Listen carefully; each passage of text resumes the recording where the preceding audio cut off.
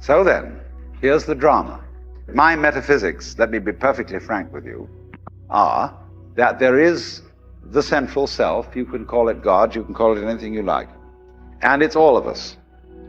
It's playing all the parts of all beings whatsoever, everywhere and anywhere. And it's playing the game of hide and seek with itself. It gets lost, it gets involved in the farthest out adventures, but in the end, it always wakes up and comes back to itself. And when you're ready to wake up, you're going to wake up. And if you're not ready, you're going to stay pretending that you're just a little, poor little me. And since you're all here and engaged in this sort of inquiry and listening to this sort of lecture, I assume that you're all on the process of waking up.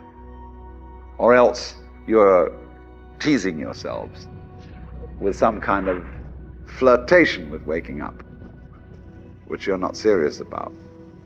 But I assume maybe you are, not serious but sincere, that you are ready to wake up. So then, when you're in the way of waking up and finding out who you really are, you meet a character called a guru. As the Hindus say this word, the teacher, the awakener. And what is the function of a guru? He's the man who looks at you in the eye. You know, you come to the guru and say, "Sir, I have a problem. I'm unhappy and I want to get one up on the universe, or I want to become enlightened. I want spiritual wisdom." And the guru looks at you and says, "Who are you?" You know Sri Ramana Maharshi, that great Hindu sage of modern times? People used to come to him and say, "Master, who was I in my last incarnation?" As if that mattered. And he would say, "Who is asking the question?" And he'd look at you and say, basically, go right down to it. You're looking at me, you're looking out, and you're unaware of what's behind your eyes. Go back in and find out who you are, where the question comes from, why you ask. And if you've looked at a photograph of that man, I have a gorgeous photograph of it. And you look in those, I walk by it every time I go out of the front door. And I look at those eyes and the humor in them, the lilting laugh that says, "Oh, come off it." Shiva, I recognize you. When you come to my door and you say, "I'm so-and-so," I say, "Ha ha, what a funny way God has come on today." There are all sorts of tricks, of course, that gurus play. They say, "Well, we're going to put you through the mill." And the reason they do that is simply that you won't wake up until you feel you've paid a price for it. In other words, the sense of guilt that one has, or the sense of anxiety, is simply the way one experiences keeping the game of disguise going on. Do you see that? Supposing you say, "I feel guilty." Christianity makes you feel guilty for existing. That somehow the very fact that you exist is an affront. You are a fallen human being. I remember as a child when we went to the services of the church on Good Friday, they gave us each a colored postcard with Jesus crucified on it. And it said underneath, "This have I done for thee. What doest thou for me?" You know, you felt awful. You nailed that man to the cross. Because you eat steak, you have crucified Christ. Because you killed the bull. After all, you depend on it. Mithra, it's the same mystery. And what are you going to do about that? "This have I done for thee, what doest thou for me?" You feel awful that you just exist at all. But that sense of guilt is the veil across the sanctuary. Don't you dare come in. In all mysteries, when you're going to be initiated, with somebody saying, don't you come in. You've got to fulfill this requirement, and this requirement, and this requirement, and this requirement, then we'll let you in.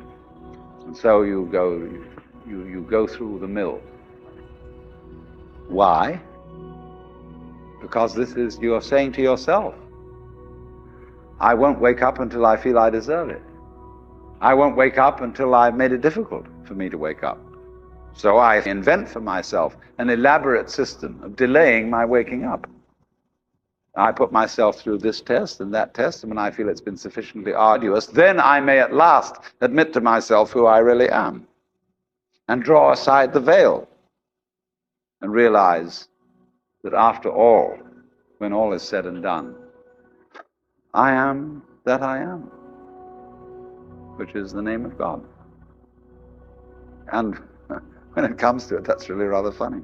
They say in Zen, when you attain Satori, nothing is left to you at that moment but to have a good laugh. But naturally, all masters, Zen masters, yoga masters, every kind of master, puts up a barrier and says to you, you simply plays your own game. You know, we say anybody who goes to a psychiatrist ought to have his head examined. Because you, when you go to a psychiatrist, you define yourself as somebody who ought to have his head examined. Same way, the Zen masters say anybody who studies Zen or comes to a Zen master ought to be given 30 blows with a stick, because he was stupid enough to pose the question that he had a problem. But you're the problem.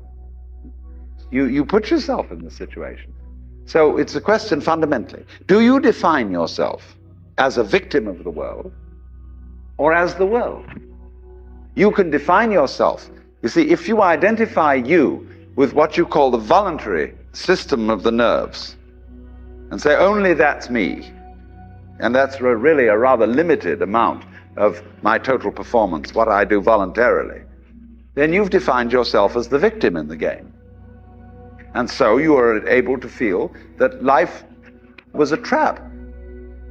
Something else, whether it was God or whether it was fate or whether it was the big mechanism, the system, imposed this on you. And you can say, poor little me. But you can equally well, and with just as much justification, define yourself not only as what you do voluntarily, but also what you do involuntarily. Do you beat your heart or don't you? Or does it just happen to you? And if you define yourself as the works, then nobody's imposing on you. You're not a victim. You're doing it. Because you can't explain how you do it in words, because words are too clumsy. And it takes too long to say. You get bored with it. But actually, then you can say, with gusto, I am responsible for this life. Whether comedy or tragedy, I did it. And it seems to me that that is a basis for behavior and going on, which is more fundamentally joyous and profitable and great than defining ourselves as miserable victims or sinners or what have you.